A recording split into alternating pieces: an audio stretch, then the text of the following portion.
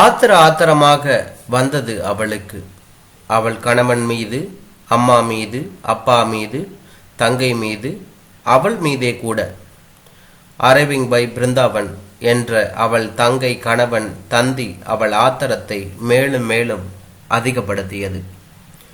சூட்டும் கோட்டுமாக ஜம்மென்று வந்து நிற்கப் போகும் அவர் பக்கத்தில் ஜிப்பாவும் வேஷ்டியுமாக அவள் கணவன் குமட்டி கொண்டு வந்தது அவளுக்கு. அதே ஜிப்பா வேஷ்டி கோலத்தில்தான் அவள் அவரை முதலில் பார்த்தாள்.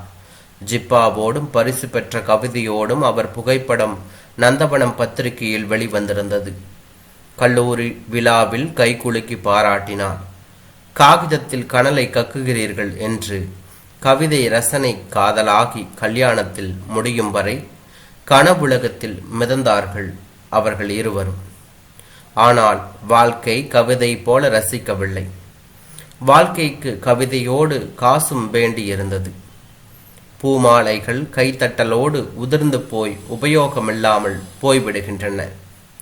பாராட்டுக்கள் பொன்மாலைகளாக மாற வாய்ப்பே கிடையாது.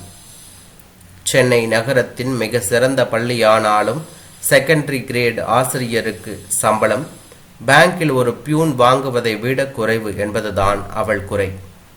அவள் தங்கை கணவன் பேங்கில் கேஷியர், CA முடித்தவன். அதற்கென இன்கிரிமெண்ட் வாங்கி கொண்டு ஆபீசராக போகிறவன். பெங்களூரில் தனி குவார்டர்ஸ், போன், கார், எல்லா வசதிகளும் உண்டு. ஆனால் அவள் கணவன் படித்த BA MA பைசாவுக்கு பிரயோஜனமில்லை. அகமும் புறமும் படிக்க பேச சுவையாக இருக்கும். சோற்றை சுவை உள்ளதாக்குமா? அவளும் தான் பிகாம் படித்தாள். பேங்க் உத்தியோக கனவுகளோடு விழுந்து விழுந்து படித்தாள். விட்டு படித்த பகுதிகளில் கேள்விகள் வந்து அவள் காலை வாரிவிட்டன. எத்தனை முறை எழுதினாலும் ஏதாவது ஒரு பேப்பர் காலை வாரிவிட்டது. இடையில் காதல் வேறு. காதல், கல்யாணம், உடனுக்குடன் 2 பெண் குழந்தைகள். வெளியே போக முடியாது. சிறை, குடும்ப சிறை. இத்தனைக்கும் அவள் கணவன் அவள் மீது உயரியே வைத்திருந்தான். வீட்டு வேலையில் பெரும் பங்கு அவனுடையதுதான். இரவு முழுவதும் குழந்தைகளோடு போராட்டம் என்று அயர்ந்து தூங்கும் மனைவியை காஃபியோடு தான் எழுப்புவான். வெளியே போனால் கைப்பிடியில் ஒரு குழந்தையையும் தோளில் ஒரு குழந்தையையும் அவன் பொறுப்புதான். வெளியூர் விழா என்றால் கூட நடக்கும் குழந்தையை தன்னோடு கவியரங்கத்துக்கு அழைத்து கொண்டு போய்விடுவான். நேற்று உங்களை கணவரை டிவியில் பார்த்தேன் என்று யாராவது சொன்னால் போதும், உடனே இவள் நான் தான் தினம் நேரில் பார்க்கிறேனே என்று குறைபாட்டு ஆரம்பமாகிவிடும் அவளுக்கு. அவள் குறை அம்மா மீதும் பாயும். தங்கைக்கு பேங்க் ஆபீசராக போகிறவனை பார்த்தீங்களே, எனக்கு மட்டும் டானா டாவண்ணாவா என்று இவள் பேசுவாள். நீயாக தேடிக்கொண்டது தானே என்று அவள் அம்மா பதில் கூறுவாள். எனக்கு என்ன தெரியும், பெரியவர்கள் சொல்லியிருக்க வேண்டாமா? ஒரு வேலைக்கு என்ன அனுப்பியிருக்க வேண்டாமா? இப்போ என்ன அதுக்கு? நினைச்சுக்கிட்டாலாம் கிளவி வயசு பிள்ளைக்கு வாக்கப்படணுங்கிற மாதிரி என்றாள். அவ வசதியா இருக்கா? Fridge, TV, VCR. சொல்ல, வேலைக்காரி, சமையல்காரி, டிரைவர், அது இதுன்னு என்று அம்மா ஜாடை பேசினாள். சொல்லதான் சொல்வேன், ஒரு கண்ணில் வெண்ணையும் ஒரு கண்ணில் சுண்ணாம்பு என்று இவள் வாக்கில் பேசிக்கொண்டே இருந்தாள். அடிப்போடி பைத்தியமே, அவளுக்கு காசு பணம் இருந்தாக்க உங்களுக்கு பேரு புகழ் மாலை மரியாதை என்று அம்மா சொன்னாள். மாலையும் மரியாதையும் மனசை நிறைச்சிடுமா என்ன?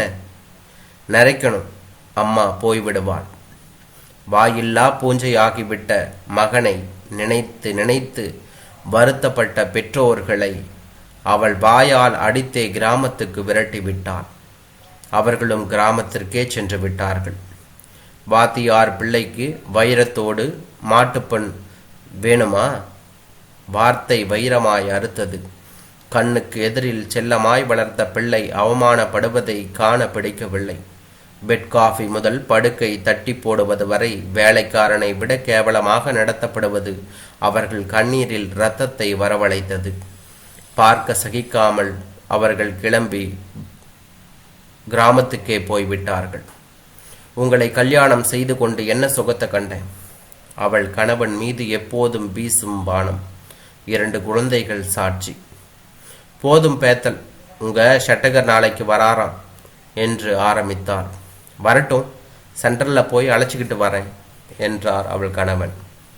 இந்த ஒண்டு குடித்தன இடத்துக்கா என்று இவள் பேசினாள். அவர் வரதுக்குள்ள பங்களா கட்ட முடியுமா என்று அவன் பதில் சொன்னான். நான் என்ன செய்யட்டும், ஹோட்டலில் ரூம் போட முடியுமா என்றான். எங்கள் அப்பா வீட்டுக்கு அழைச்சிக்கிட்டு போயிடுங்க, நானும் அங்கேயே போயிடுறேன் என்று இவளும் சொல்லி முடித்தாள். சரி, அவரை விட்டு நான் ஸ்கூலுக்கு போயிடுவேன் என்று இவன் பேச ஆரம்பித்தான். அவள் மட்டுமல்ல, அவள் ஷட்டகரும் அவருடன் வந்த ஆபீசரும் கூட நேரே அவனோடு பள்ளிக்கூடத்துக்கு போகத்தான் நேரம் இருந்தது. பிருந்தாவன் அன்று லேட்டாக வந்தது. ஹோட்டலில் சிற்றுண்டியை முடித்துவிட்டு டாக்ஸியில் புறப்பட்டார்கள். பள்ளியில் 1/2 மணி நேர வேலை, அவ்வளவுதான்.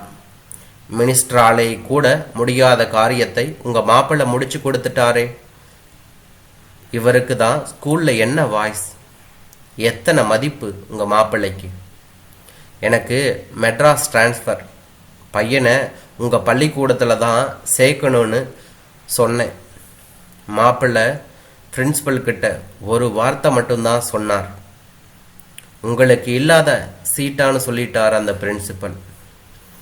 எத்தனையோ பெரிய பெரிய ஆள் மூலமெல்லாம் சிபாரிசு பிடிச்சு பார்த்தேன், ஆனால் ஒன்றுமே முடியலை.